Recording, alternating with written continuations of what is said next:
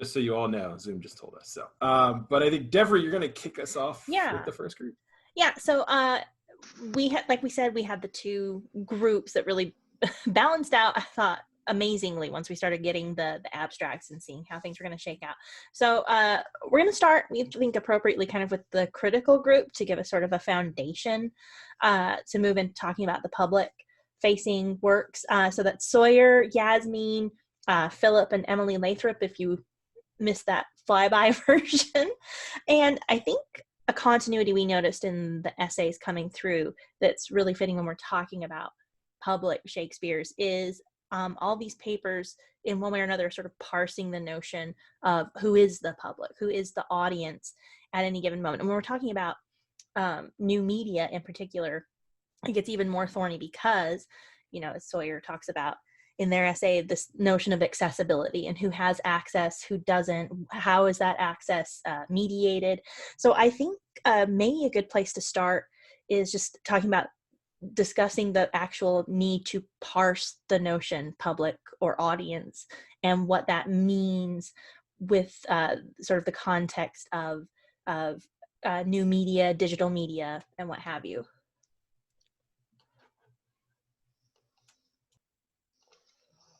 Just a small question, just a little one.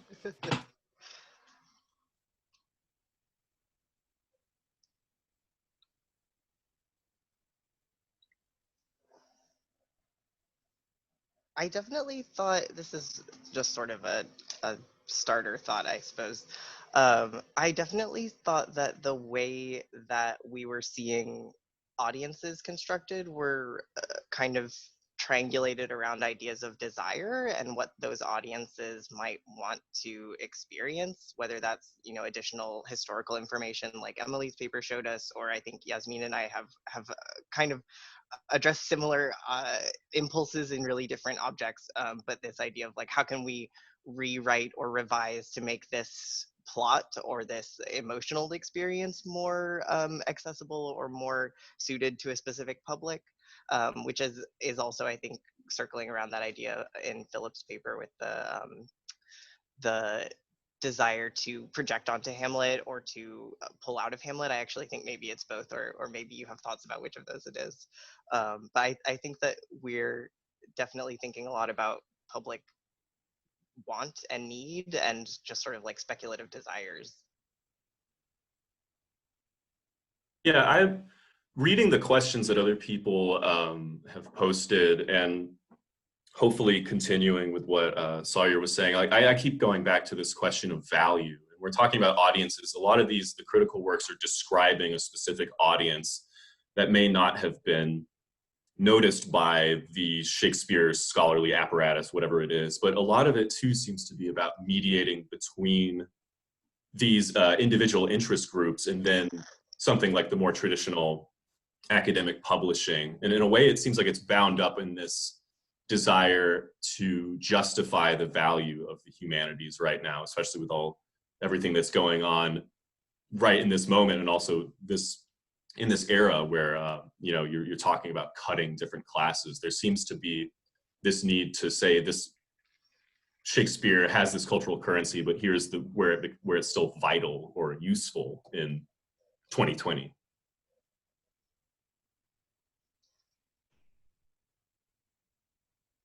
Well, and also I think schism maybe between like intended audiences and unintended audiences too, kind of at play. And I think about that with the podcasting, right? Like the public is definitely courting a certain audience that they already have in a certain respect. And Emily, I think you were pointing out in the paper a little bit that like the process of marketing a podcast is actually a discrete and challenging project to do, right? That requires a completely different set of skills if you want to actually reach new audiences. And so then you have the people who it was designed for, and this is something I think about a lot with the virality issue, right? Is like, how do you reach the people that you're not already reaching without examining why you're not reaching those people already? Yeah,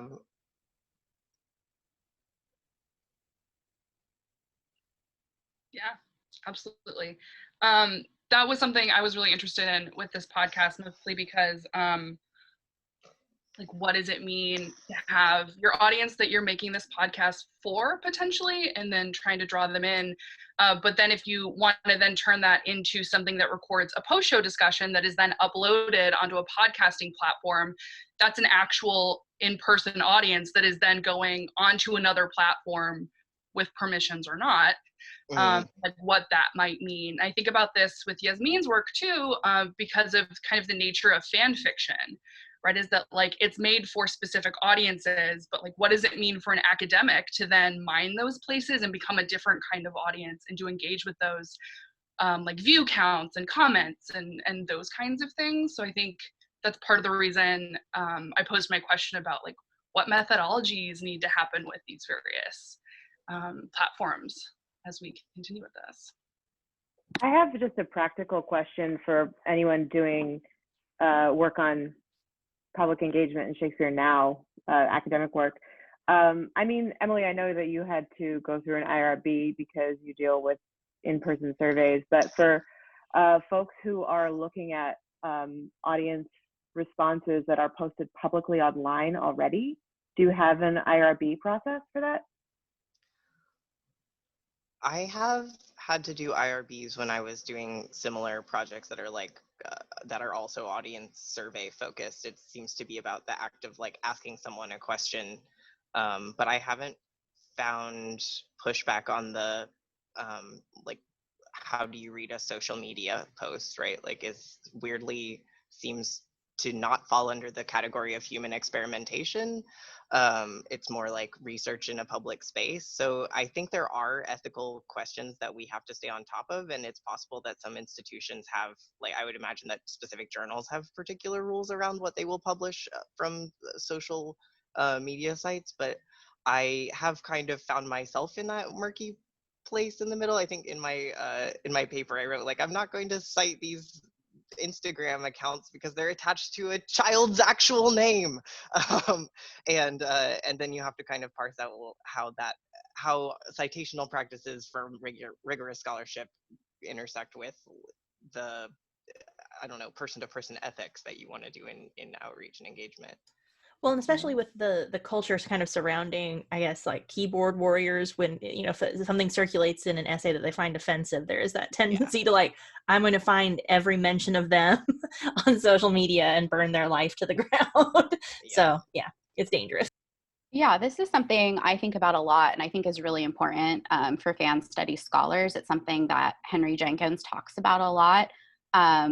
And so in my own practice, I'm not currently IRB certified. I have been in the past. I think about the difference between observing, which is what I'm doing right now, and sort of like interviewing and or surveying, which I have not yet done, but something that I'm thinking about doing. And so it's very important to me, and something I even mentioned in my footnotes, that I don't sort of like censor, or not even sort of, I don't in any way censor what fans are saying. I don't correct any misspellings. I think it's important that we don't do that, because that's not what I'm trying to do. And why I had sort of mentioned when I sort of introduced my paper is it was really important for me to take fans on their own terms, and really engage with and sit with how they're thinking about Anne Boleyn, how they're thinking about Showtime's The Tudors, and how they're thinking about the historical Anne Boleyn, and to take them seriously, because at least in my own observations, I found that they were asking a lot of the same questions that academics ask, and sometimes asking even more interesting questions, and really thinking about you know, they might not be able or be interested in putting a name to mediation or what's actually happening between, you know, the body of like the actress Natalie Dormer, who's playing the character Anne Boleyn, who is drawing on the history of the historical Anne Boleyn, right, or impersonating her. But they're doing that kind of work.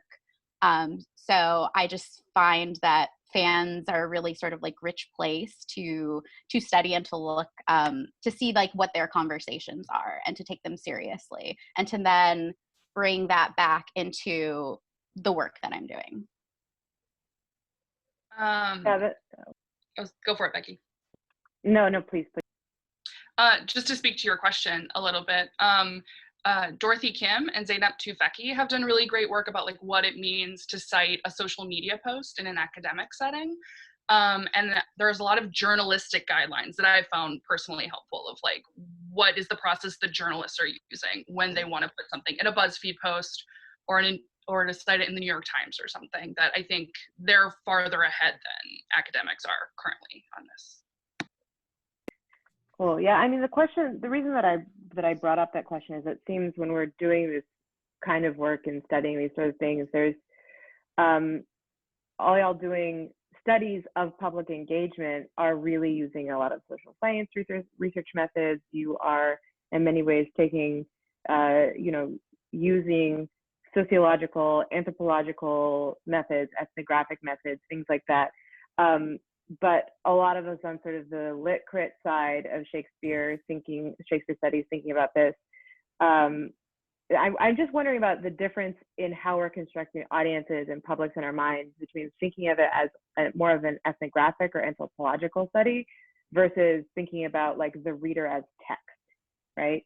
And how do you balance that when readers that we're talking about are real people who are living, who are actively producing their responses that we're looking at, and sort of as Shakespeare's always got this kind of weird multi-sided thing that a lot of our other literary critical texts or literary historical texts don't take on, which is the like balancing performance studies and lit crit studies. And it comes to an interesting head when we're trying to think about how we're defining audiences and publics in this area in particular because of that.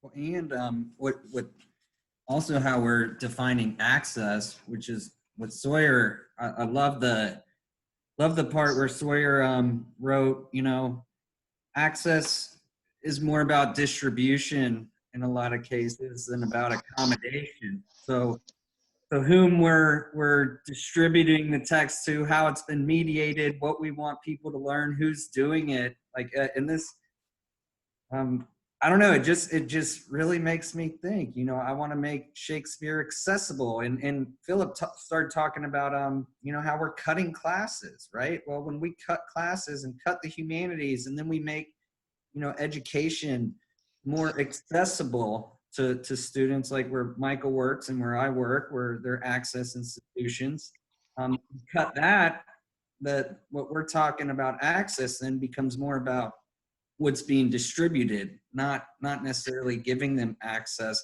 So it just really made me think, and Shakespeare, with all the conversation that goes around with him, it just makes sense to bring that up. And it makes me question how I teach, what I should teach, what I should make accessible. It's tough right now in these times. There's in McCluskey and Rumbold's book, which is, I think, Cultural Value in 21st Century England, which is basically my Bible for my project. But there's a really great extended section where they talk about the ways that, like, post-1980 and increasingly up to the present moment, the way that arts organizations apply for grant funding shifted from the rhetoric of what is a, admirable quality in theater, especially around Shakespeare, really shifted from this like single author genius model to something that was about not just valuing Shakespeare as this like nationalist icon, although he's obviously still has the power of the nationalist icon, but more about the language of like experiential engagement, accessibility, and I think that has meant that although many people I know who work in arts nonprofits who are really genuinely in a meaningful way invested in, what engagement and like interpersonal accessibility can mean in a humanist way, that it is largely overpowered by this language of grant writing and marketing and distribution, I think, which is partially, I struggle with differentiating, like, how much is this a problem of Shakespeare and how much is this just the nonprofit industrial complex kind of coming out. But I think that Shakespeare has a particular kind of investment in that legacy. Yeah, so this question of accessibility in audiences, it's been really strange right now while we're all on quarantine to watch a lot of Shakespeare institutions suddenly open up their doors digitally.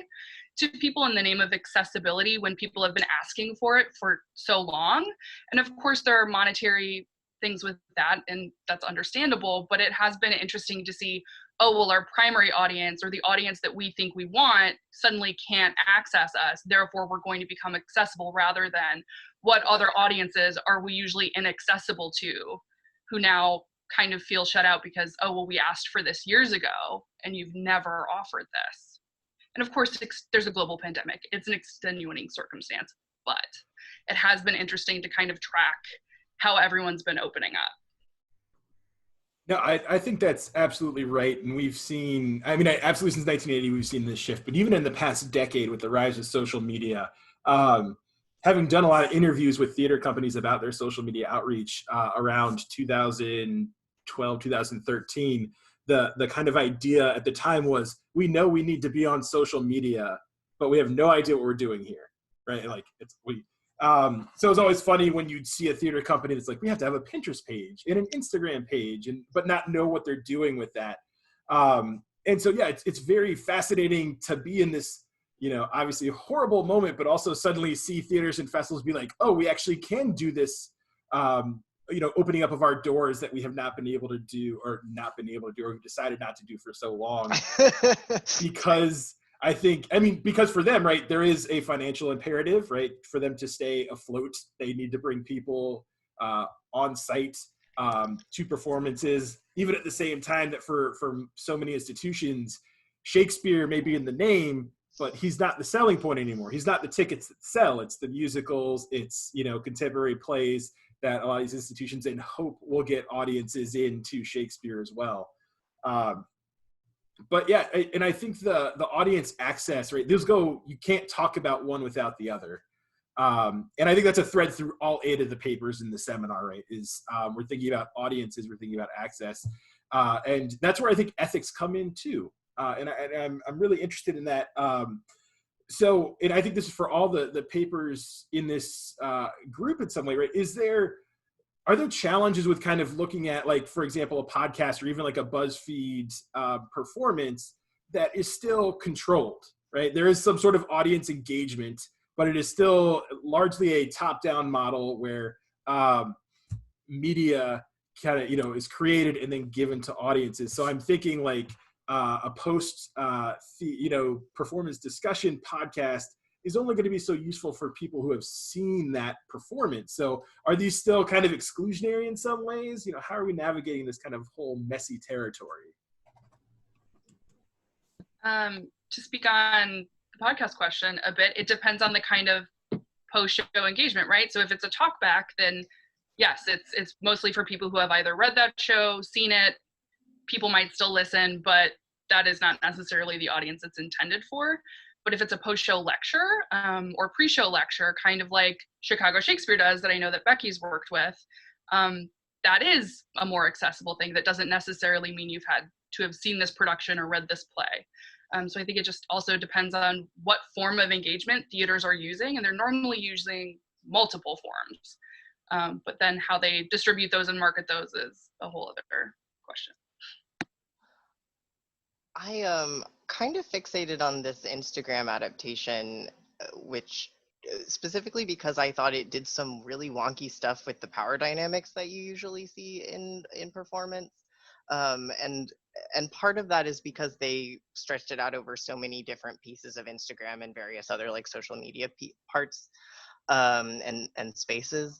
But the other thing I noticed is that, and when they finally finished their like week-long performance set, they did post a couple of tiles that had their kind of like a credits space, but they didn't actually differentiate. I've been having trouble citing anything about this because I can't figure out who's technically the director. Like I don't like all of their information just lists things as kind of a group of people, and there are a few names that have specific titles or specific jobs attached to them, but it does seem kind of like a collaborative effort of a bunch of mostly young 20-something BuzzFeed reporters.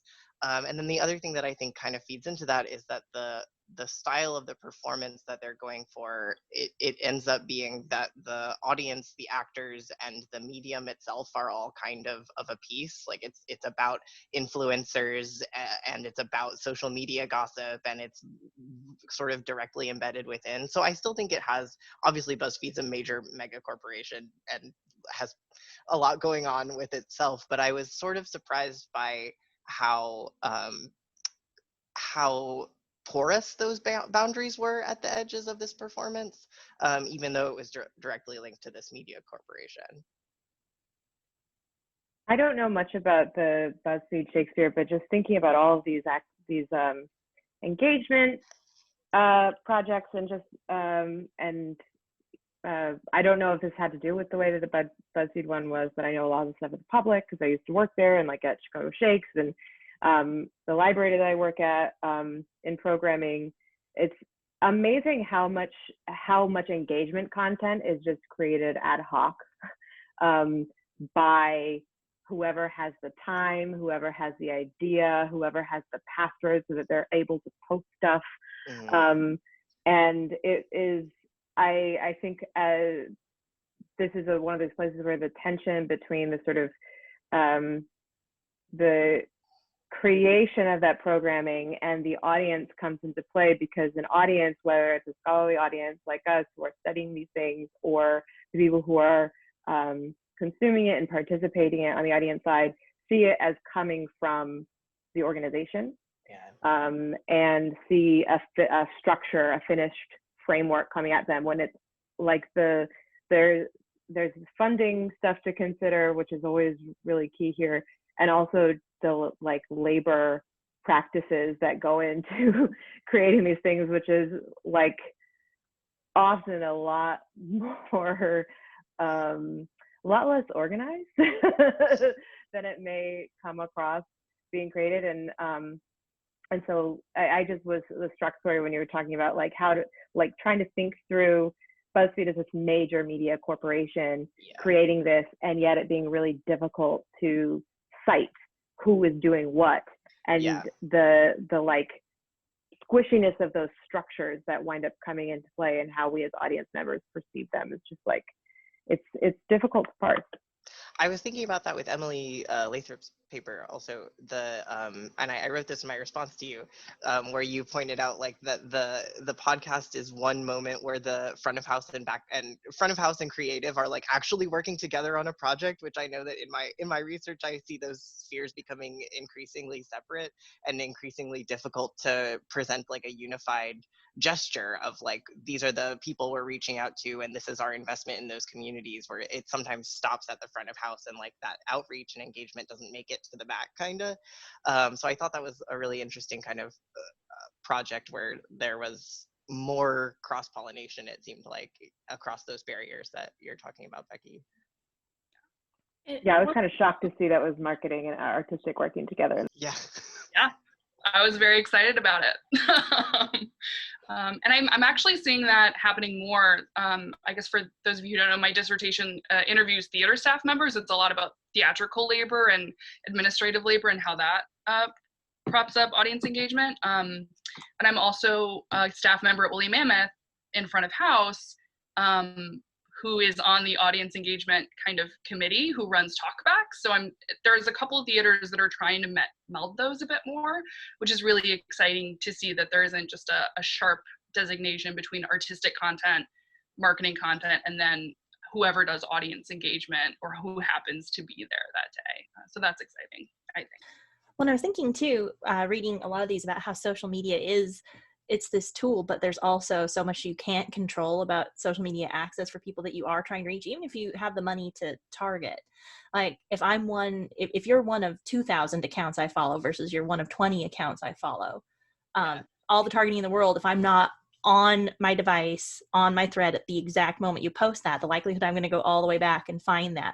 So I thought like your Sawyer, when you mentioned like the sort of the tactic, the Firefest tactic that they adopted to sort of make the active scrolling stop and be like, why is this black square here? Like, what does this mean?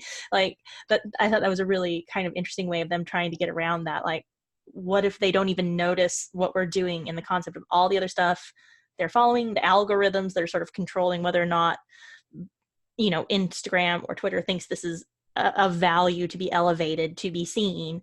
Yeah.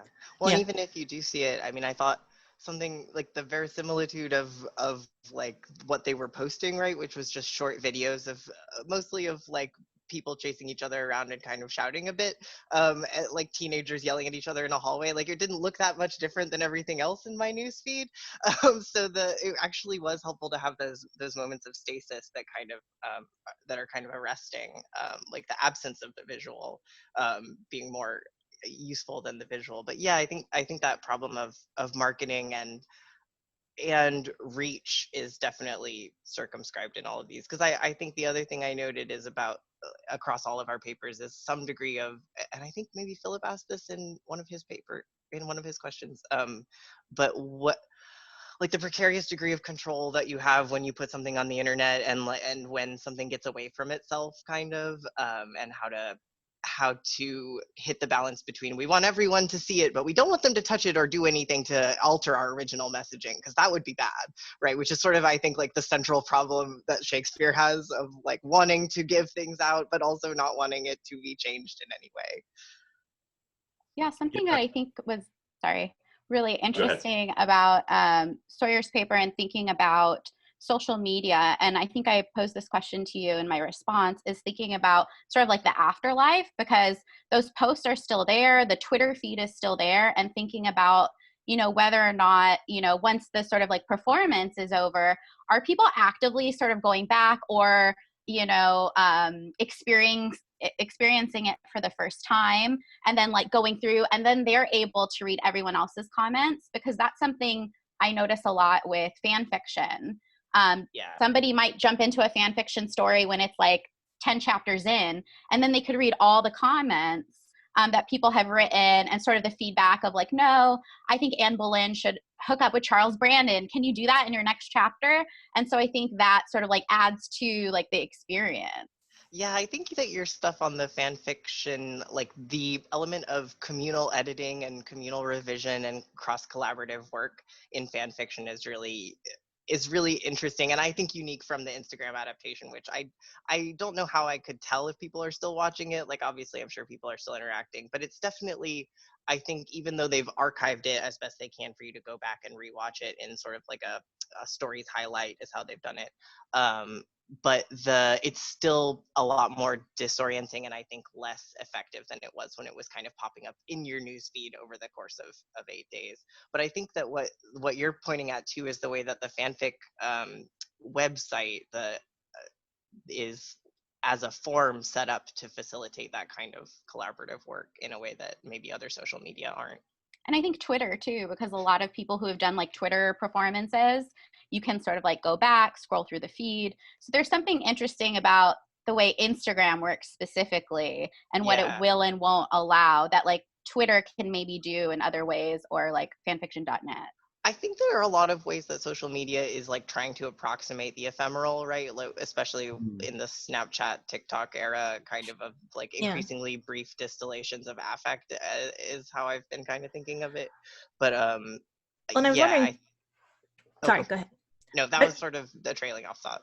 Yeah, I was just wondering to what extent too there is about like the immediacy of social media and the desire to create the conversation in, or the narrative within that context, versus something like someone may get interested. And the tutors, by the way, I loved your paper because that is like my comfort trash. And I like this is my good crap. I love how it's always trash to people. This is like really interesting. Oh no, I love that. It's just like even before I got your full essay, it was like the pandemic hit, and I'm like, what am I watching? I'm watching the tutors for like the 6th time. And I roll my eyes at every historical inaccuracy, but I'm just like, I wonder what's going to happen to Anne. I don't know. Mm-hmm. But there's sort of I guess maybe the way they encounter, like, it doesn't really require the fan fiction itself becomes the social media access to that fictionalized narration. Beyond even just what the tutors does, but that there is sort of a passivity in how they might discover it, where they might say, just scrolling through Netflix, there's a much bigger kind of dearth of like rabbit holes and options you can go down. And if the cover's titillating enough, you watch the show, and then maybe you Google, and then you get to the fan fiction from there. So it's, I think, a little more targeted access once you get into that fandom than maybe like the noise of social media where they're trying to construct the performance in the social media.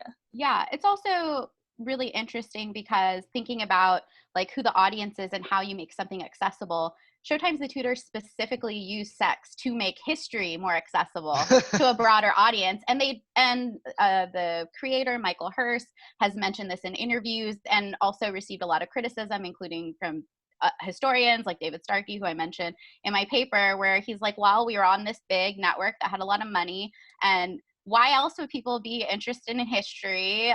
So we thought we would like people sex it had up. sex in the past. Well, of course, Like, but then also the history is quite scandalous on its own. Well, The whole the whole subplot of like marrying Margaret off to the King of Portugal and having her kill him on their wedding night. I'm like, yeah. And even like the Tudor history is far ranging, but even I was like, no, I'm gonna Google that because I'm pretty sure. But Look at Shakespeare history plays.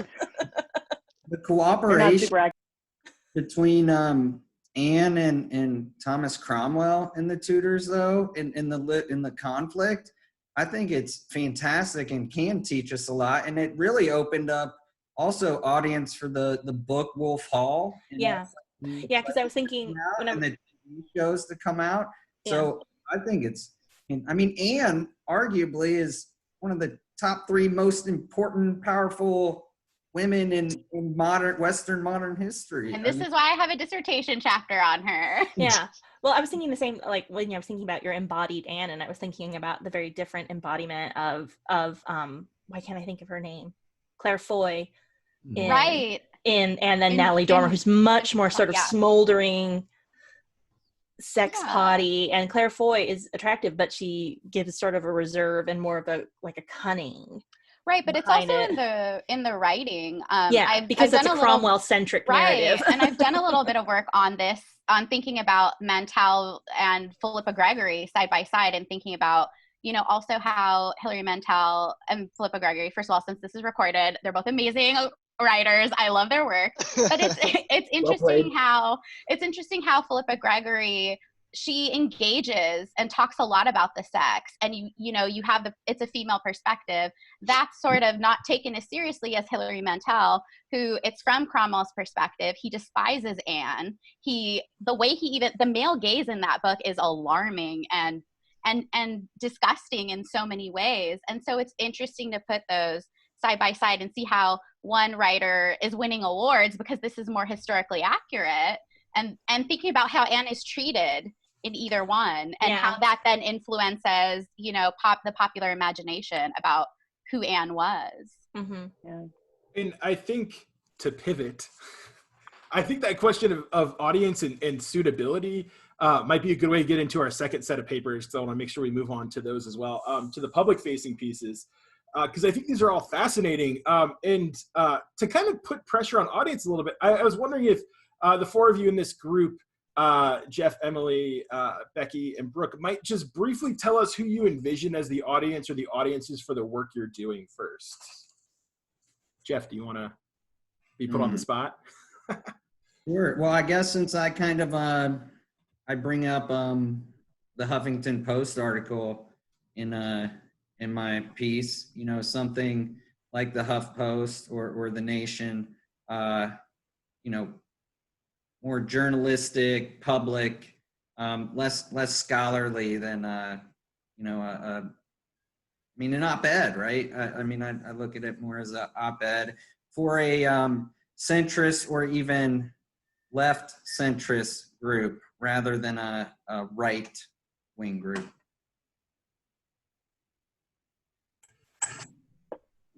So I just jump in and say, in some ways I felt like, so for me, I feel like Jeff, Becky, and Emily sort of fit together really pretty nicely. My audience, in large part, albeit public facing, was also one that might be more academic.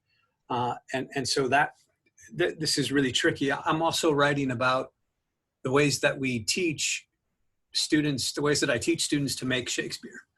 And I find that voice, I don't have that voice yet. I don't know how to write that now. And so that's what I'm trying to get at. But I think it's a weird space. I think if you write in the scholarship of teaching and learning, maybe that might be a more practiced voice for that. But I haven't found that. At least I don't feel comfortable in that space. And so that's a struggle for me, because I'm very interested in the idea that the people who we're talking about as these participants in podcasts and on Instagram, on Twitter, in BuzzFeed, those people, I'd like to think that not only have they maybe read and engaged some Shakespeare, but maybe they've ideally had some practice making Shakespeare and adapting and appropriating Shakespeare. And what that I think seems to suggest comes back to the bigger question of our seminar, and it's the one that I posed for our group, that in large part asks us, how important is Shakespeare to our own formation of self and our participation of self in community? And there's a part of me that's like, oh my gosh, that feels so conservative. Yikes, that. And so that's tricky for me. That's kind of weird, but that's what I'm thinking about via audience.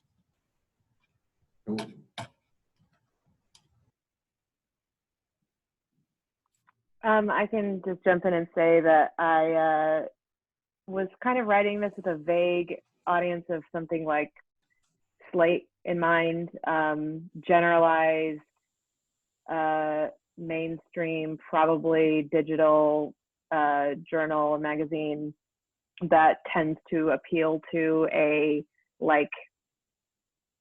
probably college educated audience, but not specialists in either Shakespeare or politics. So.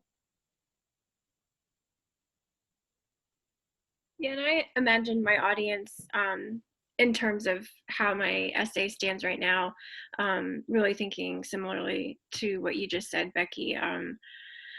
A digital platform, and again, something like Slate or The Atlantic or something like that, where a college educated audience, but I do, like I said earlier, want to pursue lengthening it and putting it in an academic publication. But I think something like Slate would be where I'd be headed. Yeah, so I'm intrigued by that, because it's a lot of the thinking I do with writers for the Sundial, right? Like, who's the audience there? But with that, I think there's kind of a question of the presence of Shakespeare, as you mentioned, Brooke, right? Like, it does feel, even if we're kind of pushing progressive agendas, is it in some ways conservative to continually turn back to Shakespeare as the touchstone that we use to do that? And I know we kind of the seminar is public Shakespeares in new media, so we did kind of set it up in that. But all the papers get into Shakespeare in some way. So is, why not? Johnson, I guess, but why not Marlowe? Why not Matt? Why is Shakespeare the one we go back to constantly to kind of think about these issues for public audiences? Or why the Renaissance, right? Cultural touchstone, yeah. Is because white supremacy too obvious? Yeah. Jeff and I had this conversation weirdly 2 days ago or something. I forget. We were, it started as a text and then ended up, on the phone because we needed human interaction. But, I wonder to some degree, obviously we fall into the trap because we all, I assume at SAA, there's a degree of, love or at least of Shakespeare, but as a scholar, it's also quite easy, right, to write about Shakespeare. We've been circling the dude's bones for hundreds of years, because the Shakespeare bibliography, you will find an ample list of work, and supposedly people have already read a lot of it in school. So it just becomes this, easy access, right? He sort of becomes cultural shorthand, although I wonder how that shorthand becomes shortened or truncated even more, right? In the era of sort of the BuzzFeeds and the tweets and the other things. There's a liberating aspect to it, but it's very interesting to sort of see that interplay. It's not just white people and academics who have turn to Shakespeare. I mean, let's look at the Harlem McKay. You know, in a lot of the Harlem Renaissance poets taking the Shakespearean sonnet to use it as a authoritative voice, or proletarian writers, just because people know Shakespeare. Yeah, I think when we try to, I love your word, Sawyer, the distribute. When we try to distribute Shakespeare in a certain way, I think there can be a conservative nature versus utilizing Shakespeare in a way that challenges the authority.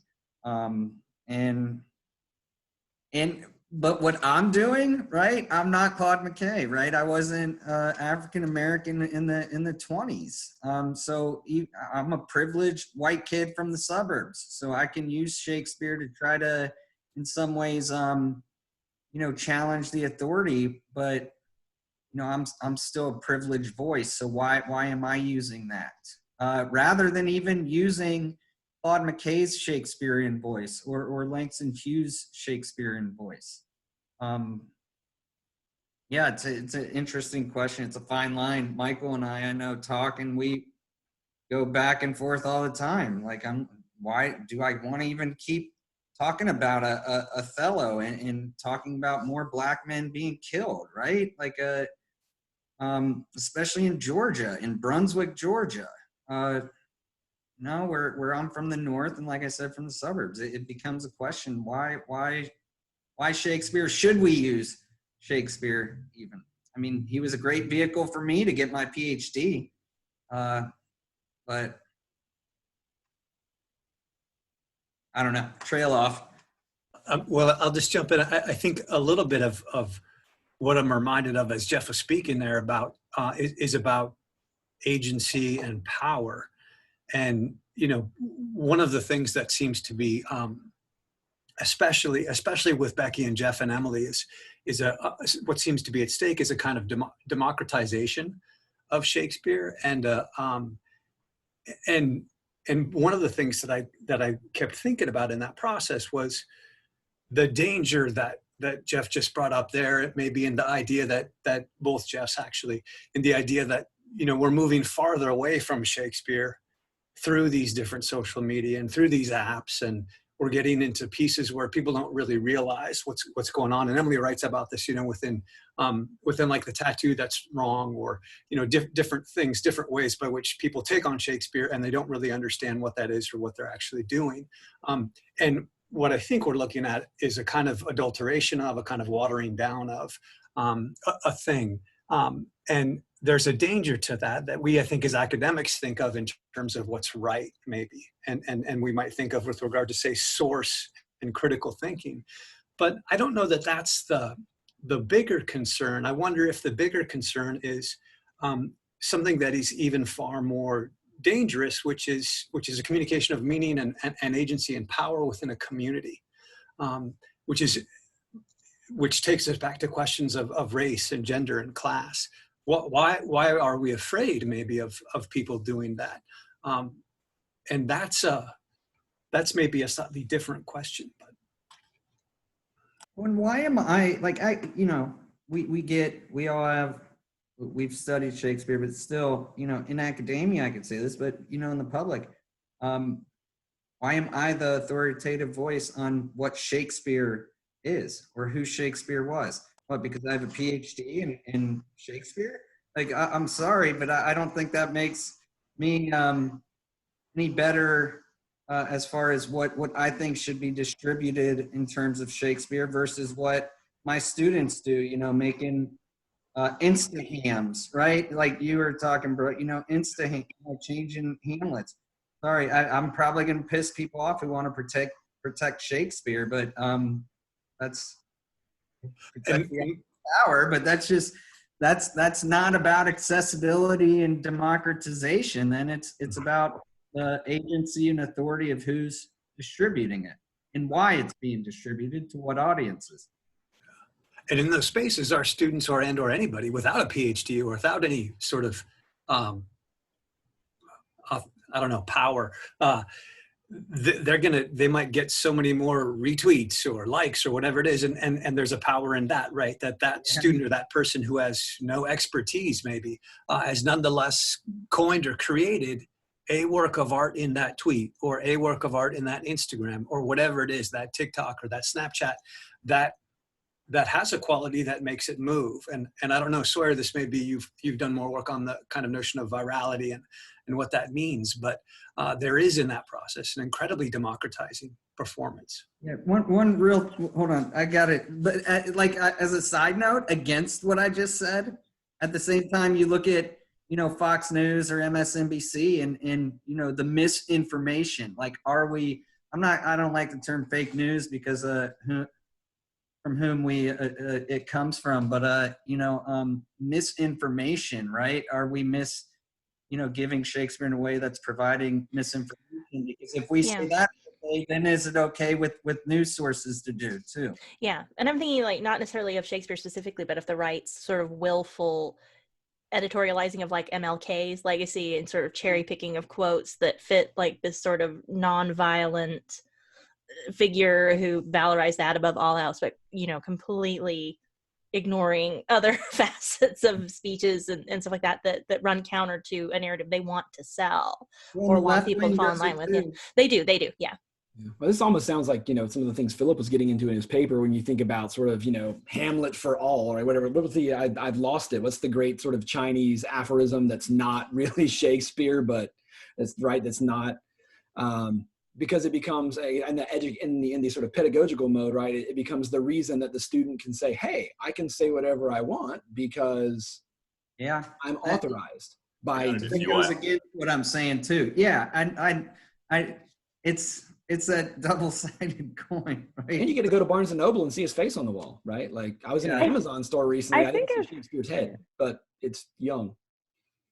The quote is 1,000 Hamlets in 1,000 people's eyes, just to stick that in. Thank you. No, yeah. And I wonder, in a way to sort of briefly bridge the two groups, when we think about, we could talk about audience and access, right? And this notion of self and authority and power. But since I don't study audience reception the way many of you do, is there any way to be able to track whether it's, the Instagram or, the Twitter versions, even some of the things on BuzzFeed by people's usernames? Can you get a sense of, SES, right? Is there a sense of just how democratized this is? Because even the notion that we need to democratize Shakespeare seems to already be coming from a place of, privilege. And I wonder if, right, the same sort of, upwardly mobile neoliberal audience or bougie, whatever, pick a thing, right? But certainly not like, typically when you start talking about democratization, I'm looking for people to like be emancipated.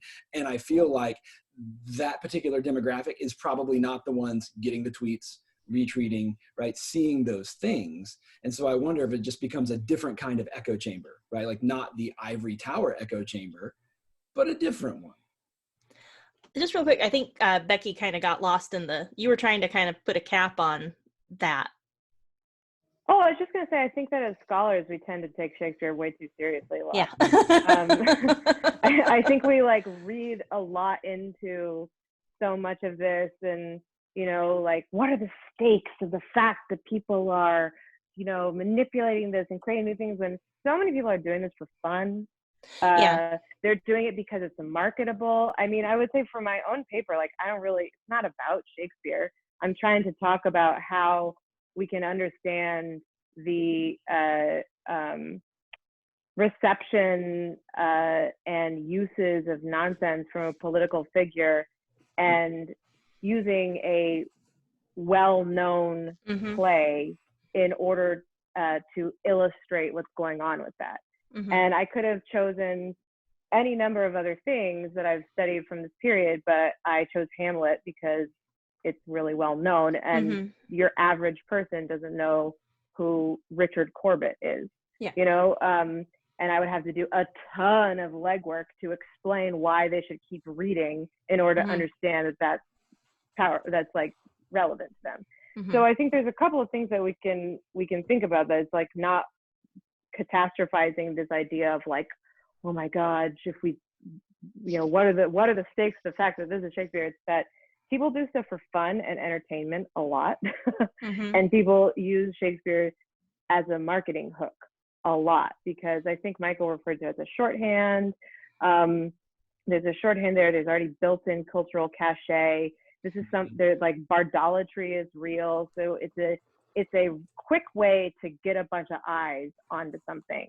And part of it is, like students on BuzzFeed creating all these things, or some of the weirdness that when you go down the rabbit hole of like Reddit and Shakespeare and getting, Philip, I think it was in your paper, the image that you showed on the very first page, it's like taking the piss out of the perceived authority of these school assignments that they're getting. And it's not serious, and it's incredibly powerful. I mean, like, I study nonsense, right? I study stuff that is powerful because it's not serious and it's stupid, and it's it's something doesn't have, frivolous things can be really culturally powerful, and I think a lot of times it's just frivolous, and that's what's significant about it. Well, it can be cathartic too, because like my paper really stemmed from, because I was getting pissed off at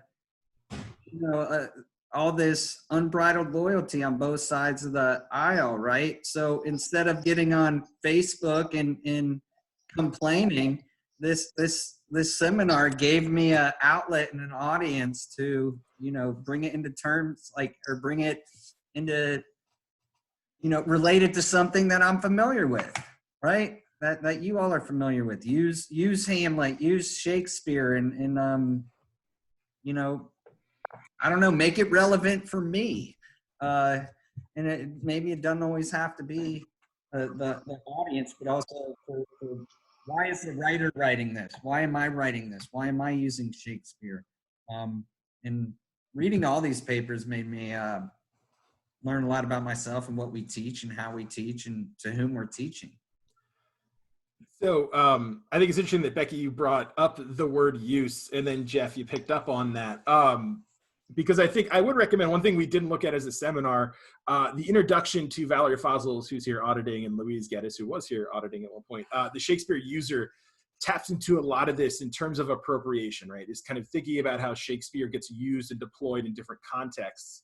And Brooke, you brought that up in your piece really well. I think kind of this question of, are we appropriating in the classroom when we make our own Shakespeares? And I think this also speaks to kind of the misuse we see in both Emily's paper and Philip's paper. Right, so like what happens when BuzzFeed takes Shakespeare? We kind of see there was this like whole plethora of Tumblrs 5 or 6 years ago that are all like misquoted Shakespeare. And it's just kind of fascinating to see like how Shakespeare gets deployed but wrongly, and yet we're still kind of buying back into Shakespeare. So I think that question of use is really important. It taps into what we're doing, right? When when Becky and Jeff, you both use Shakespeare sort of as a lens to get into kind of this current political moment, which is now changing on like a daily friggin' basis. But so it kind of, it's a way to think about what we're doing and also how we see audiences using that. And so Emily, in particular, I was wondering how you saw that kind of playing out in the stuff you were looking at on BuzzFeed, how BuzzFeed was using it, maybe how users were picking up on it there and what they were doing with it. So could you speak a little bit more to that? Sure. Yeah. So my research, I normally focus on commonplace books. And that's what I found really interesting with BuzzFeed, is that I feel like it has a nice analog to commonplacing. And that's essentially what a lot of the posts are doing.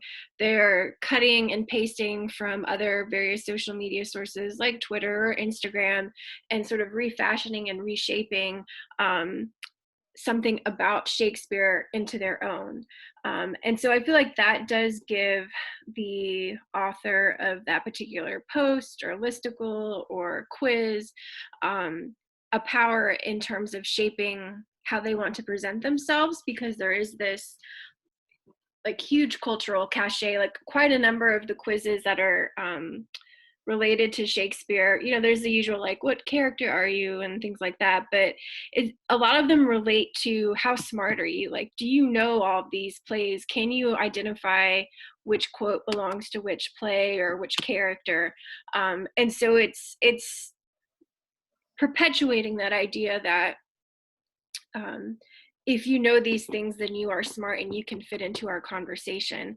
And then it also kind of, what y'all have been talking about earlier in terms of like, why are we using Shakespeare? Why can't we use Marlowe or anything like that? Like, if I feel like it's sort of, it's not something that can change in a short amount of time because it's been going on for so long. And I think more importantly, it, rather than being like, oh, I wish I could talk about Marlowe, I think it's nice that there's a common language that we all can sort of pull from and sort of shape and fasten a different lens to whatever topic we want to talk about.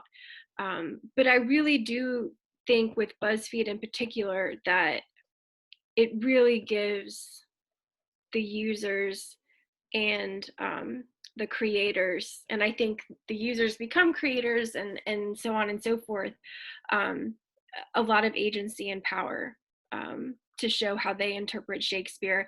And I know I posted that the one about the tattoos and like thinking about which quotes you're putting on there, but I mean, words shift and change and meaning changes, and so like who are we to really say you're interpreting this wrong?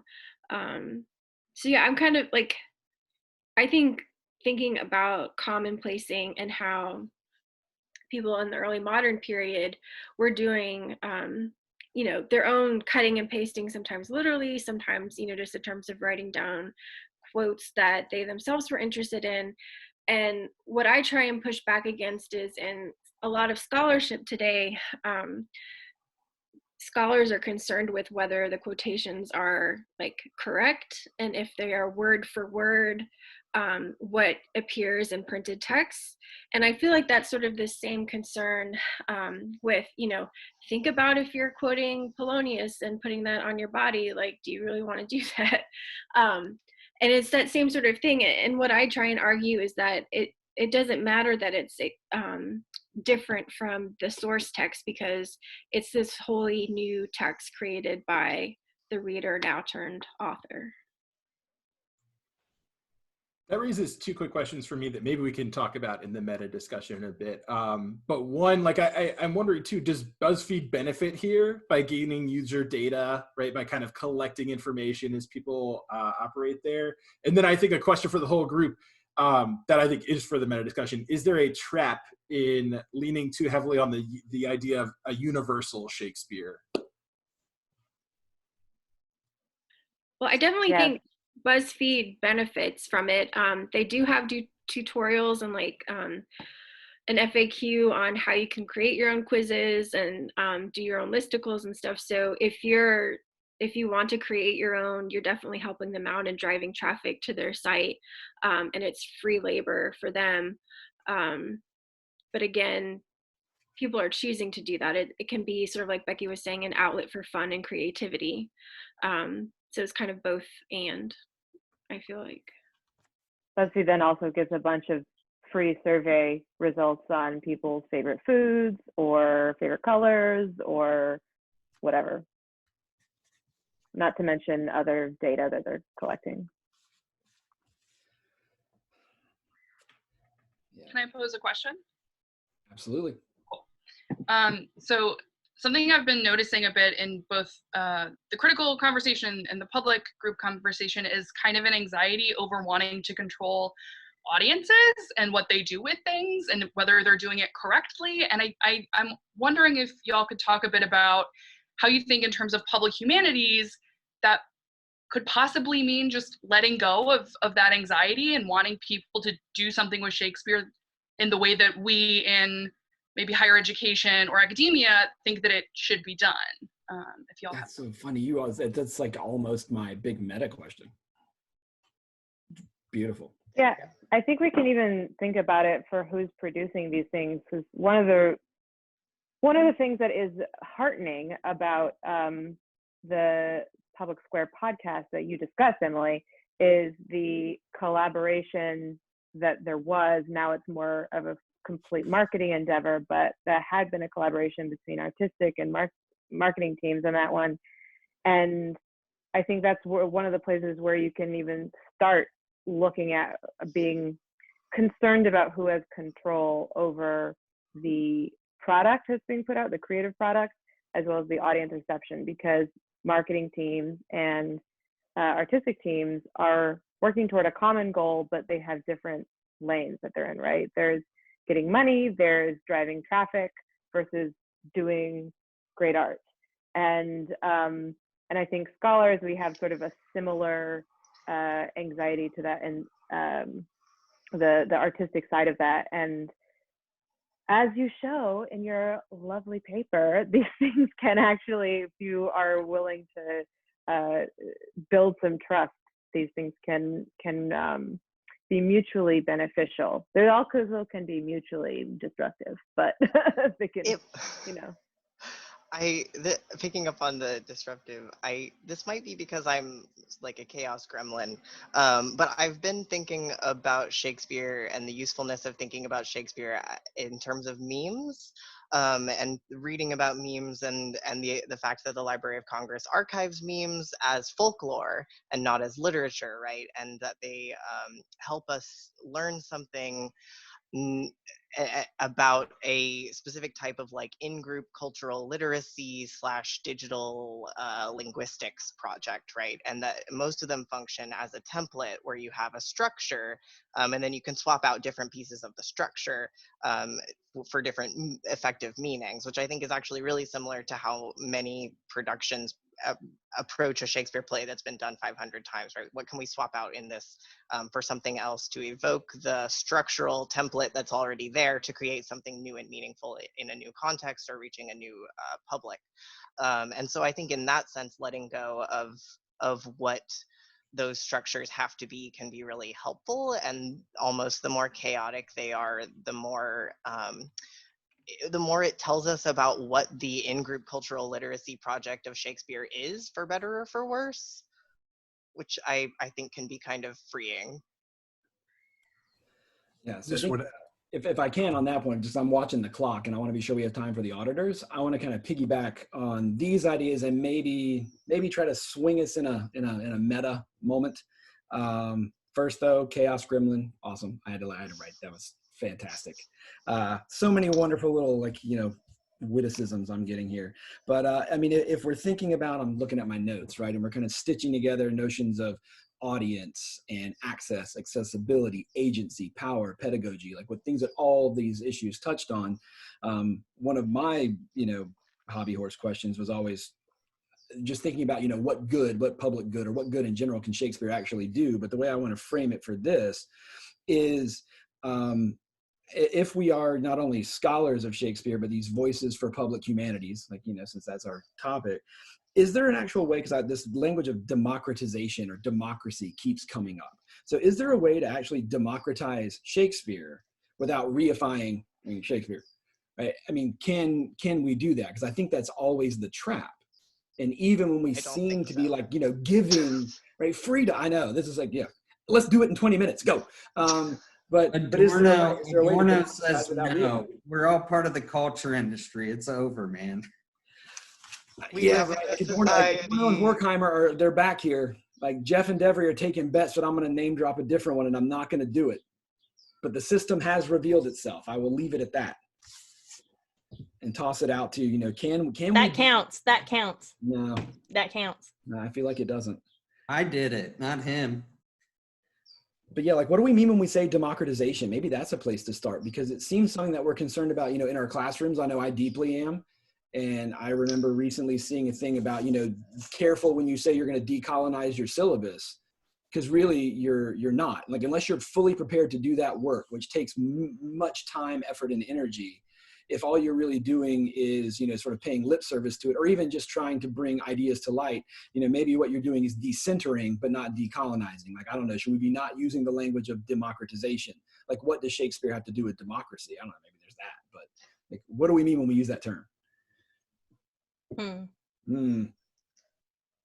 I think that it's dangerous to claim, and this goes back to what Jeff was talking about a universal Shakespeare, right? The danger of thinking that you can land on a specific static Shakespeare. And I think, what I like about Shakespeare is the preponderance of multiple interpretations and interpretive possibilities, and the friction that contains, right? Which is, and part of what my project is interested in sort of parsing out is the way that accessibility, in disability studies, we talk about a vision of a universal design, but we also talk about the relative impossibility of universal design, because once you create accommodations for one thing, they can conflict with accommodations for something else, right? So you necessarily have to have multiple different things going in order to do something like democratizing, which I think is kind of maybe also a version of universal design, right? That it actually has to come from multiple intersecting locations. That's good. I mean, I wonder if, democratizing is in itself sort of, to use shorthand, right? It's an Akbar, right? It's a trap. Sure, yeah. I knew Jeff would like that. Well, it is, because who's like you said, for whom are we democratizing it, right? I think Brooke brought this up earlier. In some other people, it isn't. We democratize it through social media or whatever else. Who's on social media? My kids in Brunswick aren't. It's like democracy or democratizing says we have a choice, right? But how many options are there?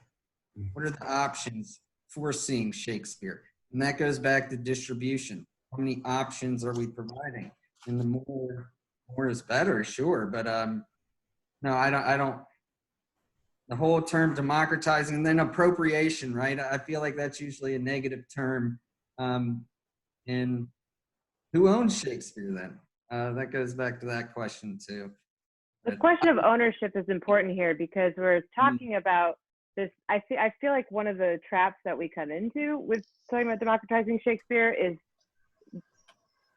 we tend to think about that we are the ones democratizing it, right? And it's not just about who is being democratized for or whatever, but who gets to be in charge of it. And I think if you're really truly thinking about democratizing Shakespeare, you're not in charge, because everybody's in charge, right? Everybody has a voice, everyone has a say, everyone gets a vote in how this whatever is happening. And I don't think that that's necessarily a useful term for the study, for when we're studying these things. I think it's a very useful marketing term. Absolutely. But it's because it's sort of got the thing that will get someone in the door, get their eyes on it, get them thinking about it in a way that will resonate with them. But I don't really think it's useful for us I don't think it's useful for a mission statement, maybe put it that way, for guiding our actions or our engagement strategies or whatever. I think it's buzzy, and that's kind of where it needs to be left. Yeah, well said. Yeah. I don't know if anybody saw the email from the Folger this morning, but there was a line there that just popped out to me in the second paragraph. It says, knowing that Shakespeare has the power to sustain and connect us in times such as these, the Folger is creating new ways to experience our collection and programs for education and enjoyment. And it's that kind of rhetoric, I think, that gets deployed a lot in, especially by institutions, right? Because the Folger, right, theaters and festivals, they all have this investment in Shakespeare that they both want to democratize. They want to open it up, right? They want to use that kind of rhetoric of diversity or decolonizing, whether, and a lot of times they aren't really succeeding at that.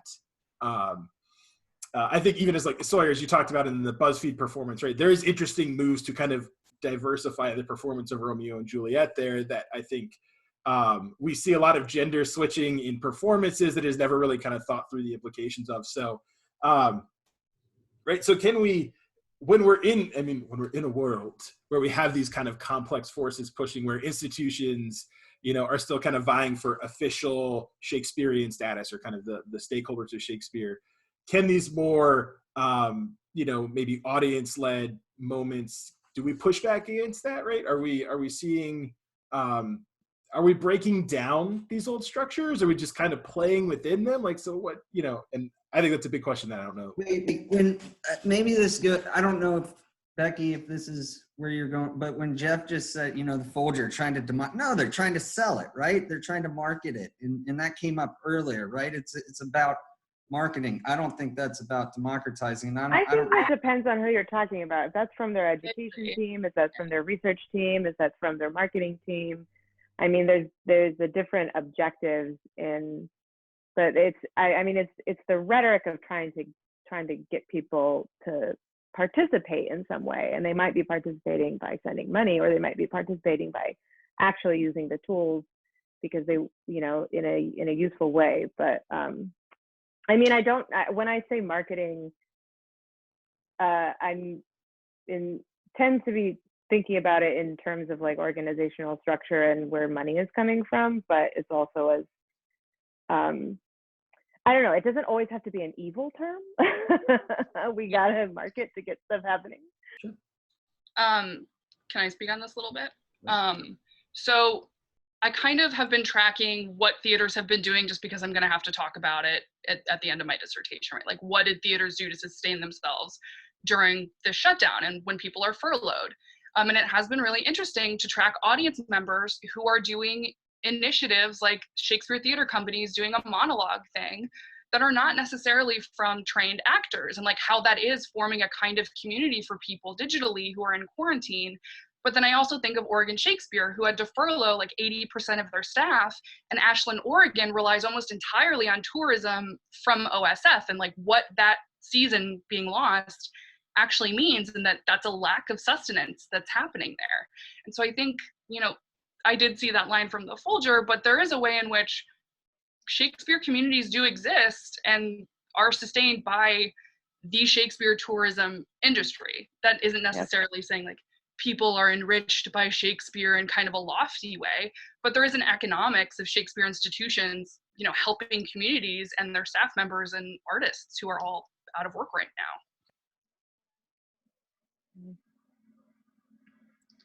This actually might be a great point, since we've got about 30 minutes left, to open up the discussion to include our auditors as well. So if you want to ask a question or jump in, feel free to use the raise hand function in Zoom.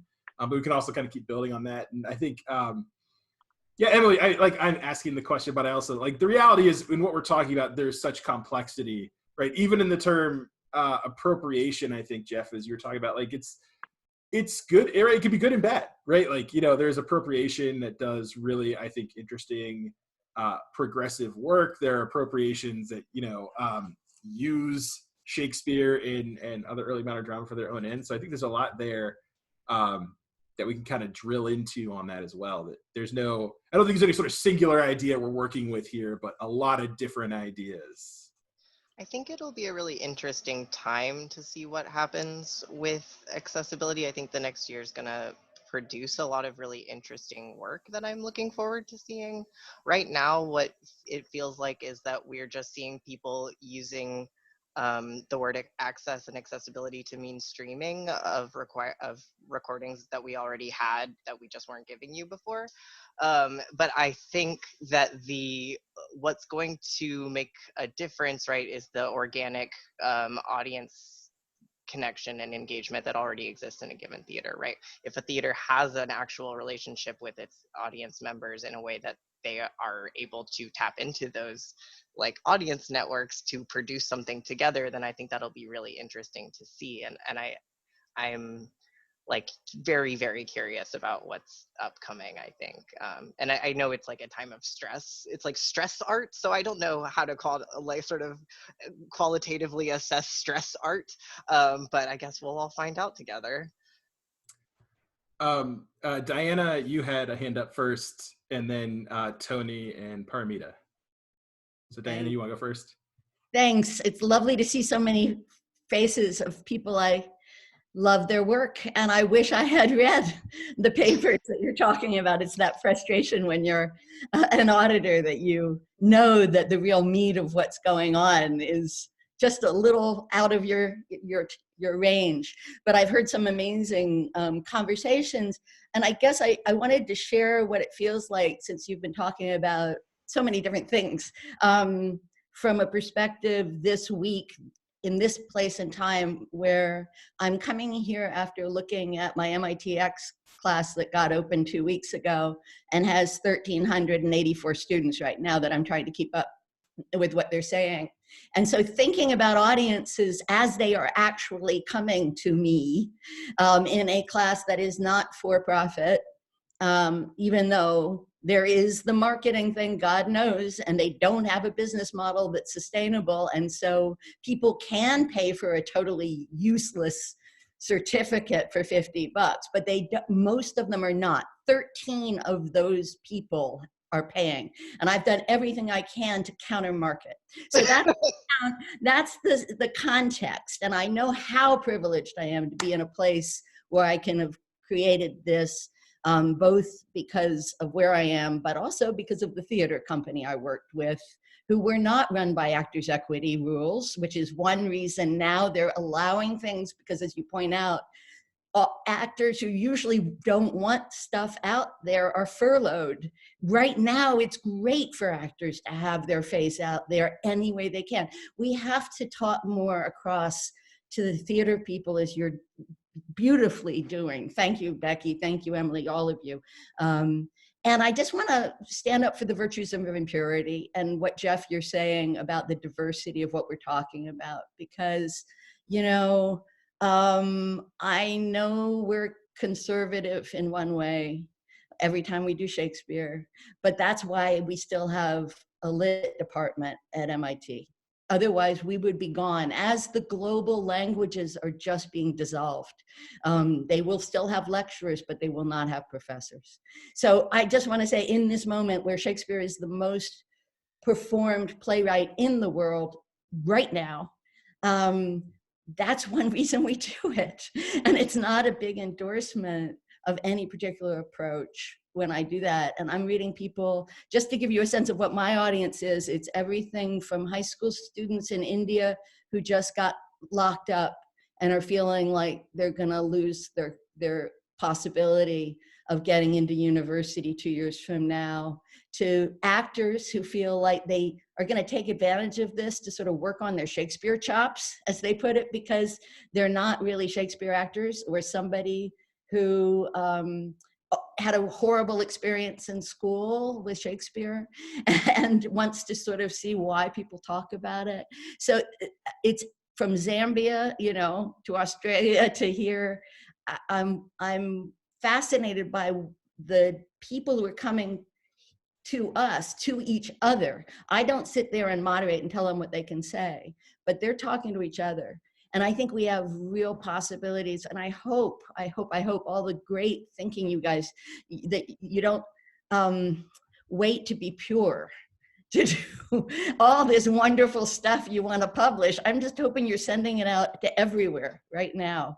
And I look forward to reading it. So that's more of a diatribe from somebody who's a little overwhelmed with that size of a class that's bigger than anything I've ever taught in my life, who wants to share with you, let's do something with that, you know? Thank you. Yeah, thank you, Diana. Tony, you're up. Do you have a question? Yes. This is actually sounding like a very familiar discussion to me from about 20 years ago with the Linux and open source software movement. I'm sort of wondering if anybody here has looked to that. I'm especially thinking of Eric Raymond's The Cathedral and the Bazaar kind of as a foundation for exploring some of these issues in theater and culture production now.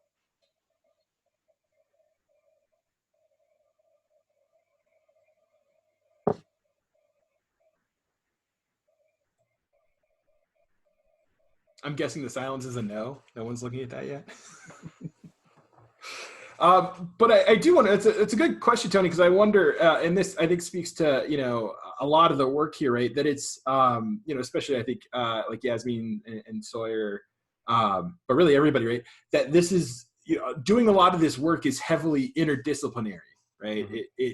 It forces us out of our kind of, silos of just Shakespeare studies to kind of push on, adaptation appropriation studies, performance studies. Like for me, digital media studies, gets pulled in this a lot. Yeah, I think it's interesting to kind of think about those cross conversations, because one of the things that always stuck out to me in doing interdisciplinary work was I'd be like, oh, they're having a similar conversation over here. Why hasn't anybody made this connection yet, made that jump? So I wonder what other, maybe somebody else could speak to this too in your work, but, how do you see the interdisciplinary nature of that kind of maybe pushing the boundaries a little bit about kind of how we approach this type of work? Yeah. Or even to Tony's question, when you think about the digital nature of, open access in that sense, compared to what's happening now, right, in this wonderful moment of COVID-19, where everything has become so digitized, and now we can't not pay attention to, what is or isn't becoming accessible in this way. And sometimes, I don't know, I've found as an early modernist, to really do it well, you have to begin to, you have to by nature be interdisciplinary. I mean, and you see it, well, we've seen it, right, in all the papers that were presented in this semester, in this seminar. But the only way that you can, I think, do this work well is to know, history and philosophy and psychology and sociology, right? Like you have to start bringing things in, but maybe it's time to start thinking about, systems and other types of language, right? Because maybe it'll help us get a different a different handle on it. Yeah, this is something I mentioned like a little bit in my intro, why I think it's important to understand, for example, like fan studies on its own terms and understand media studies. Obviously you can't, I can't, as like a 5th year PhD candidate, understand like everything that's happening all the time in all of those fields, but it's important for me to understand like how people, if I'm thinking about networks of scandal, how do networks, how do they function, right? And then I'm using language from other fields, and it's important for me to sink into that a bit before I sort of do well, how do I think about this alongside the early modern or even Shakespeare? And so for me, I mean, I love interdisciplinary work, like that's where it's at. I hope to be able to do this like forever and ever, because I think it's so exciting. I do think there's value to, instead of just looking at people who are working only on sort of like Shakespeare and fan studies, which there are people doing amazing work. Kavita Mudanfin is phenomenal, and I love her work on the history plays. That informs my work, but so does looking at Henry Jenkins and other fan study scholars who are thinking about like their field and not thinking about early modernists and our field at all. So I do think and I think Sawyer can speak to this as well. It's fun, but it's a lot. It's a really interesting sort of constellation. When I was putting together my prospectus, I was like, okay, here are the like 8 fields that I'm intersecting, right? That are intersecting my work right now. And my committee was like, yeah, that's a lot, Yasmine. How do you think you're going to do this? And I was like, it's going to happen. And of course it takes like a lot of, going into these other fields and really understanding what's going on. Yeah, I think that as kind of a corollary to our earlier discussion about like the politics of decolonization or democratizing, right, is that the intersection there is with things like feminist studies and like other disciplines that have maybe incorporated more of that. I'm selfishly thinking of my work on trans studies, right, where I like realized that a lot of the contemporary discussions in trans studies were not actually being had in early modern gender studies, despite the fact that like they were from, not even that recently, like they were 20 years old, the things that I was sort of hoping to bring across. And then I think also the idea about open access as a form and open access as a problem for Shakespeare studies is going to be a project that makes us think about access in different ways. I mean, some of the things we've been seeing with COVID and a lot of the conversations I've been seeing my friends have who have disabilities or are engaged like really deeply in disability studies is like, yeah, we've known about this technology for a really long time. And for the last 20 years, people have sort of talked down about it or come up with a lot of reasons why we couldn't do it, right? And I think there are some places where digital humanities work is really is kind of having a moment, and I think there was a kind of like fad around digital humanities that maybe we're still in. I'm not sure. I don't know what's cool anymore.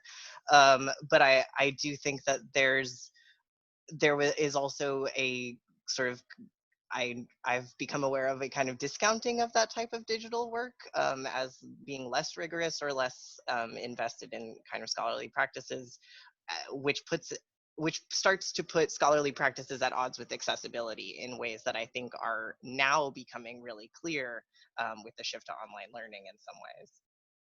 That was a little roundabout, but I was trying to loop it all. I think so. Paramita. Yes. Is that how you pronounce it? Did I screw it up? Yes, Okay. yes, All it's right, cool. Paramita.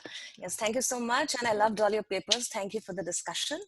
And this is something I was thinking when Sawyer was talking about, like he was interested in tapping into the audience network. And Emily, you were talking about Shakespeare Theatre Company doing these monologues, which are like, not even done by theatre professionals. And this is something I came across last week. This is Sofa Shakespeare, if you've heard of it, where it's like 1 minute Shakespeare performed by, it's like done by the audience, and you have to sign up for it. And anybody can sign up for it, only you have to show that you have some experience reading Shakespeare, and you have to perform Shakespeare for 1 minute, and the lines will be assigned to you. And so, of a particular play. So it's basically not even the same character being played by the same person. Right, so it's like you are assigned your lines, and you have to. And it said you can have props, you may not have props. You may just sit on your sofa and just read from your mobile, and you just have to video it for 1 minute.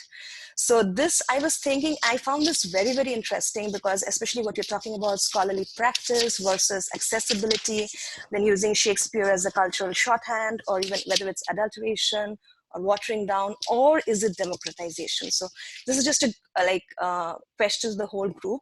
Just how would you approach this kind of work, which is just like so new? It's like COVID-19 is giving weight, like it's bringing forth these kind of productions, right? So.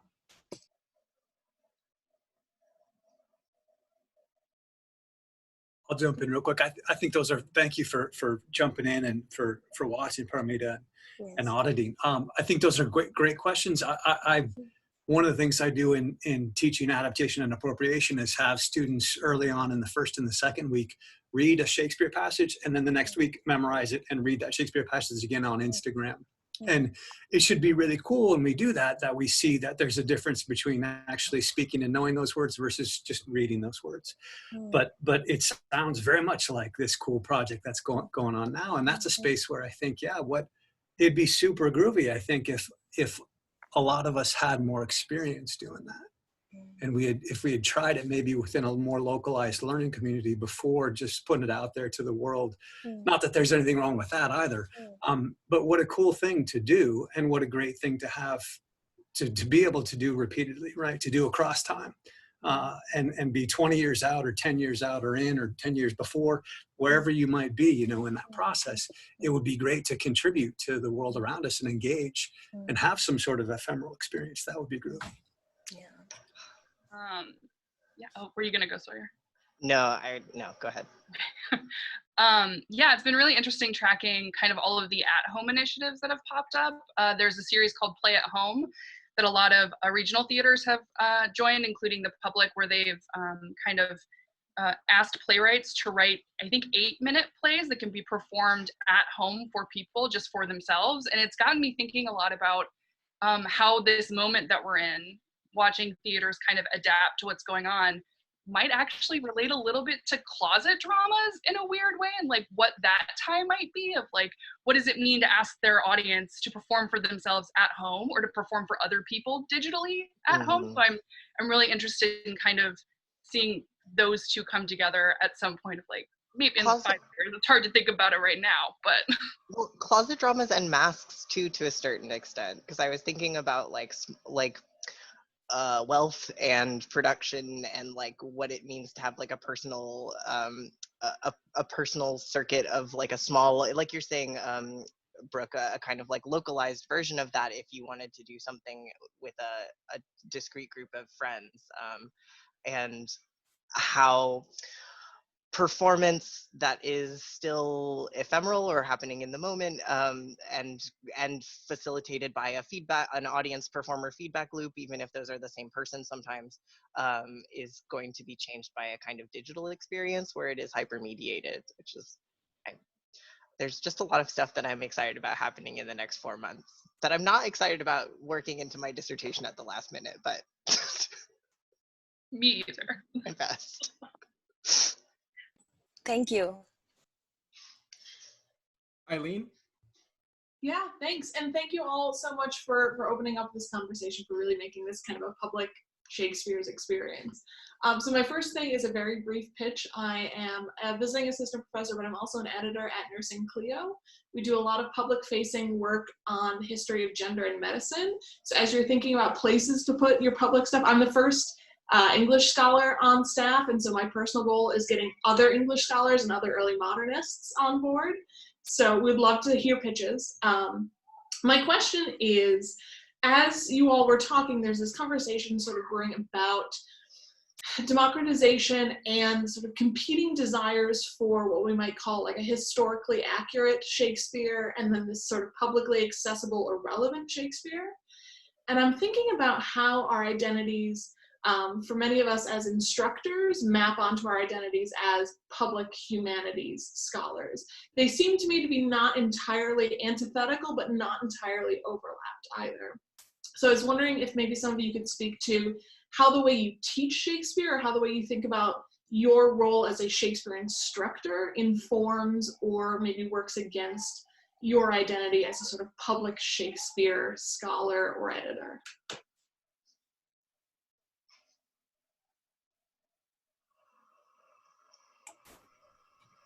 I can. Go ahead. Go ahead, Becky. You're the pedagogy expert in this set of papers, so go ahead, go for it. Well, thank you. I just would. That's a fabulous question, Eileen, and I think one of the. I would just suggest that question to some extent can also be broken down a little bit deeper in this regard, or at least for me. Like, so I'm at a teaching university.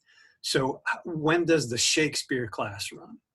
The Shakespeare class, and there's only one, so it's already compromised, right? But that single Shakespeare class runs intermittently at best. You know, it doesn't run on schedule. So that Shakespeare class for us here, that's a 300 level. Where does Shakespeare show? The way that I approach Shakespeare there is different than the way that I'm going to approach Shakespeare in that 200 levels literature survey. So the literature survey is going to be, you know, poetry and drama, or a variety of different kinds of that literature survey, but broad speaking, and it's probably going to have one Shakespeare thing, right? It's going to have one play probably. So how do I teach that play amidst that context of literature across time and space?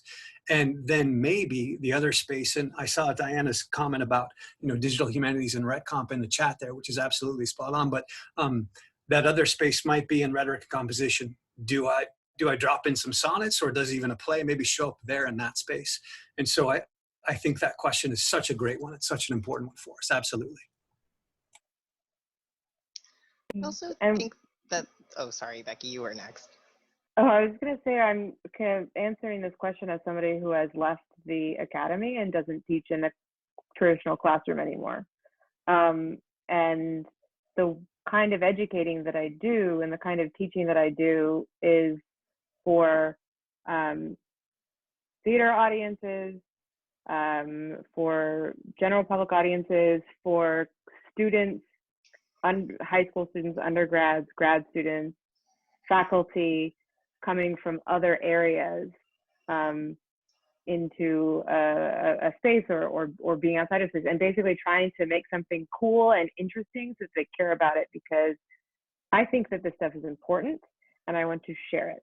And I want it to not only to share it so that it can spark people's curiosity and they can be excited about it and we can all like bask in how fun and cool it is, but so that it can be useful for them. I think understanding the past is useful for the present.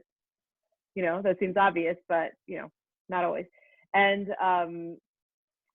so understanding Shakespeare is, again, this kind of like gateway drug into a lot of that for many people. So that's I mean, that's kind of how I approach Shakespeare in my scholarship as well, which is what is useful about this and how can we make it useful for as many people as possible. So I know that that's like not really what you're asking. You're sort of asking more about classroom stuff, but that is also when I was teaching in a college classroom was my approach, and then it fed me into not doing that anymore, which I miss. I think that it also can be useful to teach something like a kind of wild and crazy adaptation project or something that alters the form in interesting ways as a way of pointing back at a historical moment and sort of revisiting the idea of like the true original real first version of the play, which in many ways is like completely inaccessible to us or not possible to reproduce in a contemporary setting. Like I think there's a valuable reason to try to reproduce original practice, as a part of performance. But there's also the fact that I want my students to know this was originally a bunch of disparate actors' sides that got pieced together for the folios, right? And that Shakespeare didn't sit down and write one long script. And the version of the play that traveled was different than the version that played at court. And sometimes the one that played at two different courts was also different, right? Like, I think there are ways that multiplicity in performance in a contemporary moment can actually do a lot of work for us historically. I haven't had a chance to teach Shakespeare, but I'm in a pedagogy class for like an intro to lit that we teach at UC Davis, and we're putting together our syllabi, and we're teaching like a poetry section, and then you can do drama or fiction. And something I'm thinking about, of course, as an early modernist is, well, I want to throw in some early modern works. If I'm going to talk about the sonnets, I'm definitely going to talk about Shakespeare. But I'm also faced with the reality that, for some of my students, this might seem inaccessible. And also, how do I make space? How do I actually make space for more diverse voices on my syllabus? And that sometimes means moving beyond Shakespeare. Are there other early modern writers I can think about, or poets, women, people of color that I can put in here? So that's something that I've been thinking about a lot, as much as like I love I'm trying to think about how much do I actually love Shakespeare, really, but that's another conversation. But as much as I enjoy Shakespeare, like, what does it mean to teach Shakespeare for me as someone who hasn't had the chance to do that? What could it look like? And how do we reckon with the fact that teaching Shakespeare, he's a white canonical author, he's taking up space, for valuable space, where we could be teaching more diverse voices to students who are they themselves probably like not like white privileged upper class, and want to be seen and see themselves in the work that or the text that they're reading. Jeff Wilson, do you have a question? Or do you want to jump in on that? Thanks so much. I have so many questions, such good conversation. But because I know time is short, I'll just do one for our gracious hosts here. So I'm so thankful to be able to sit here and listen to this conversation, but I wouldn't have been able to make it to Denver and hear this conversation because it cost money and I wouldn't have been able to do that. I'm wondering if our hosts or anyone has thoughts about how this moment where so many things are going online and becoming more accessible and digital might have some opportunities for us to do academic conferences in a more publicly accessible way. I have thoughts. I have no answer. I think because the future is still just so unknown. But yeah, I think organizations are already starting to think about what might a hybrid experience look like for conferences, or what might a fully online experience look, because in part we don't know, right? We don't know if next year, in a year from now, we're still going to be in a situation like this where we can't have a gathering of 1,000+ people in Safely. Austin. Yeah. So it's an important question. I think it's one that, I saw a lot of people when SAA first announced that seminars were going online before they eventually canceled the face-to-face conference, were like, finally. But I also know in conversations with people at SAA that there are financial constraints. And they mentioned that, I think, in their emails, right, that there's it requires access, right? Going back to access, right? It requires us to have the technology to get online. It requires the organization to be able to kind of fund that sort of bandwidth.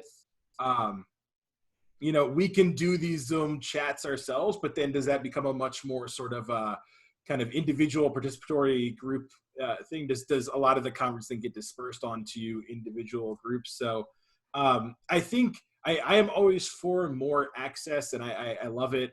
You know, I know we've had the plenary, I think, recorded last year, and audio recorded a couple years ago. It would be nice to see some of the panels too. But I think there's a flip side as well, where, right, with we see people's work kind of going out there, but is it also, right, the potential of it getting scooped? And maybe we have, you know, we have the receipts now, right? The conversations out there, somebody can see, like in this conversation, this video on X date, they were talking about it first.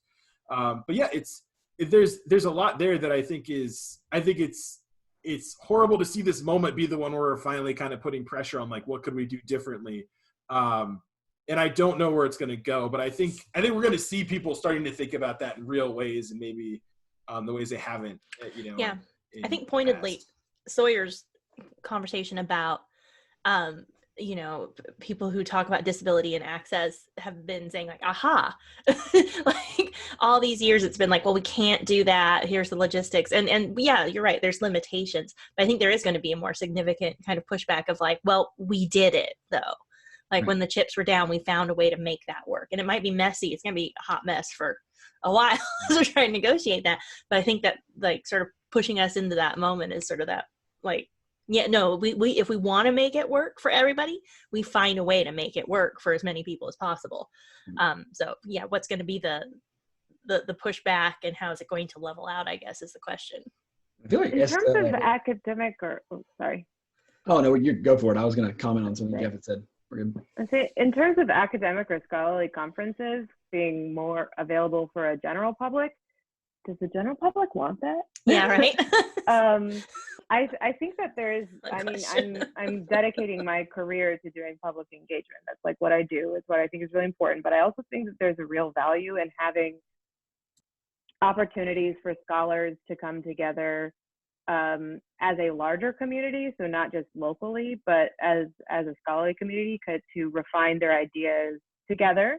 That we should absolutely open up to more scholars, but there's a kind of a you know, shared discourse that we can we would have to do a lot of labor to open it up to a general public.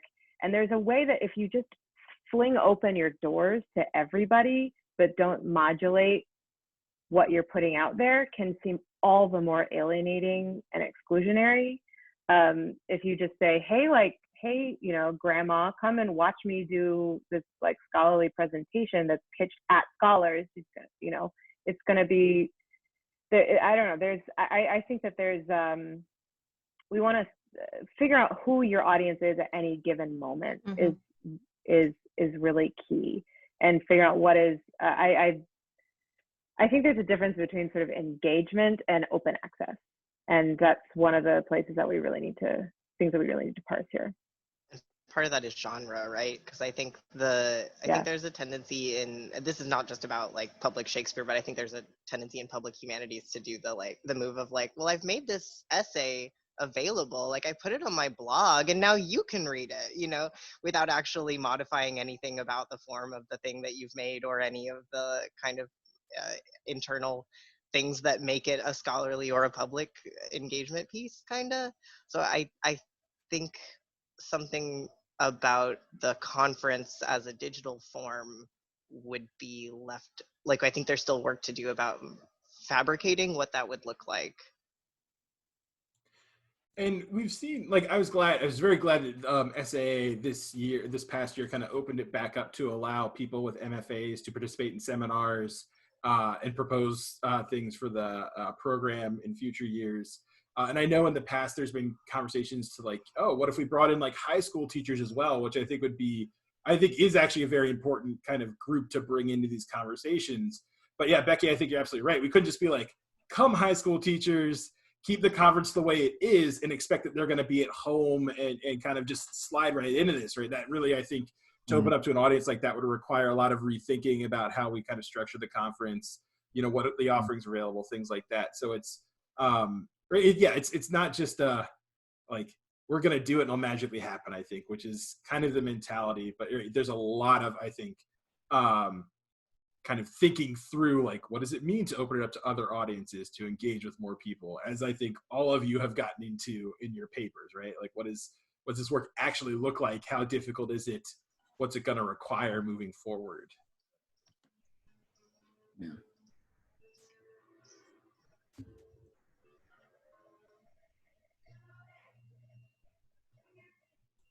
So I guess you killed the conversation, man. No, I killed the conversation. But it's actually, we're kind of a little over the 2-hour mark, and I know it's we're all been sitting here for a while. So first off, I want to thank again our participants for their fabulous work in this seminar. It was a real pleasure to read and have this great conversation, and many thanks to all our auditors who were able to kind of take time out of their day to join us. It's been a pleasure to see you all. I know I at least personally wish we were, of course, doing this face-to-face, but alas, such is where we're at right now. So thank you all for coming together. Yeah. And I want to thank too Jeff, because Jeff did, Michael and I both are still mired in the teaching. So Jeff really ran point on like all the communication, and like bore with us on our slow responses to drafts of emails and stuff. So yeah, Jeff, you more than pulled your weight there. So yes, you were the silent champion, sir. Thank you. Yes. To all the participants, it was, I very much enjoyed it, especially in the midst of where I am. I teach 5-5. So yeah. So and I do an overage. So I have 6 classes. So in the midst of all the wonderful papers that are, now streaming in amidst COVID-19, some great, some not, to actually have wonderful, thinking going on, just generative space was exactly what I needed to get me to the finish line. Yeah. So thank you. Very necessary. Thank you guys for organizing. Yeah. Thanks everyone. Thank you for all your organizing. Yeah, absolutely. Thank you, Michael, Devori, and Jeff. And thanks to all the participants. God bless us, everyone. Thank you all. This is my first SAA, so I'm glad I didn't have to wear uncomfortable shoes. I'll tell you what, you get to sleep in your own bed tonight too. Yeah. Thank you all for being so generous. This was such like a positive experience for me. It's good. And hopefully we'll see several of you tonight in the Alone Society dance. Well, have a great afternoon, evening, wherever you are at this point. Hope you all are staying safe and healthy.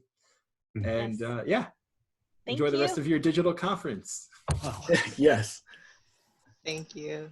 Bye, y'all. Bye.